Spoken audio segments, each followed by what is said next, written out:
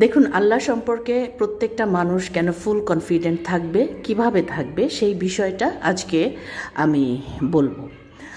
এই আমাদের বাসায় আমার এক আত্মীয়, খুব কাছের আত্মীয়, খুব কাছের মানুষ। উনি ছিলেন অত্যন্ত ভালো মানুষ, অত্যন্ত জলি মাইন্ডেড।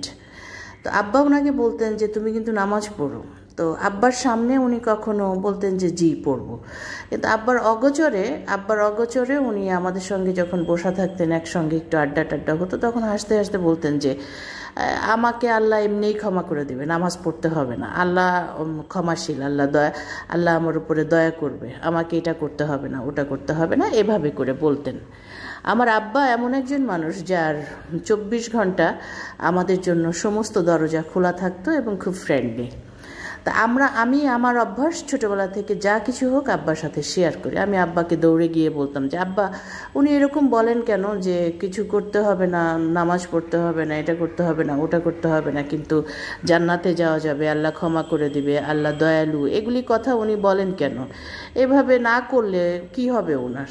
তো আব্বা প্রথমে শুনে বলতেন যে তুমি গাইড করো, দেখো যেন উনি হার্ট না হয়, কিন্তু তুমি বলো যে নামাজ পড়তে হবে, তো এটা তুমি বিনয়ের সাথে বলো।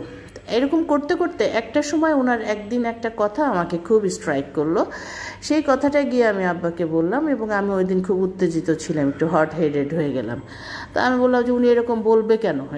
এটা খুব রাগ দেখে আব্বা আমাকে বললেন যে মা, তুমি এইগুলি বিষয় নিয়ে পেরেশান হয়েও না, খুব ব্যস্ত হয়ে যেও না। আমি বুঝি তোমার মধ্যে একটা দুশ্চিন্তা হয়, তার কবরে গিয়ে জিজ্ঞাসিত হবে, আখেরাত কিভাবে পাড়ি দিবে, তাকে নিয়ে তুমি দুশ্চিন্তা করো, তাই তুমি এভাবে বলো।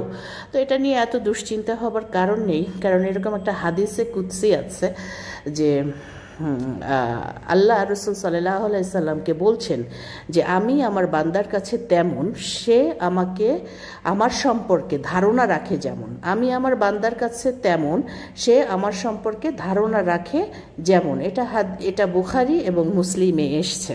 এটা হাদিসে কুদসি, অর্থাৎ আল্লাহ নিজে রসুল সাল্লাল্লাহু আলাইহি সাল্লামকে বললেন। এই যে হাদিস, এটা আমাদেরকে কতটা কনফিডেন্ট করে, চিন্তা করেন যে আমি আল্লাহ সম্পর্কে যেমন ধারণা রাখবো, আল্লাহ আমার সঙ্গে তেমনই আচরণ করবেন, আমাকে তেমনভাবেই উনি ট্রিট করবেন।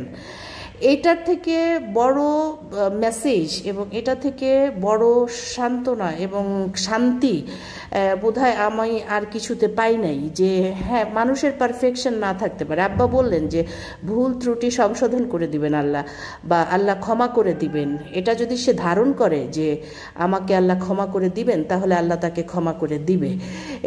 এটা হাদিসে কুদসিতে এসছে। আমি খুব শান্তি পেলাম, এবং আমি তখন থেকে যখন বড় হলাম, তখন আমি এটা আমাকে মাঝে মধ্যে ফোকাস করে, হিট করে আমি বুঝতে পারলাম যে আসলে মানুষের কনফিডেন্ট হারানোর কোনো জায়গাই নাই আল্লাহকে নিয়ে।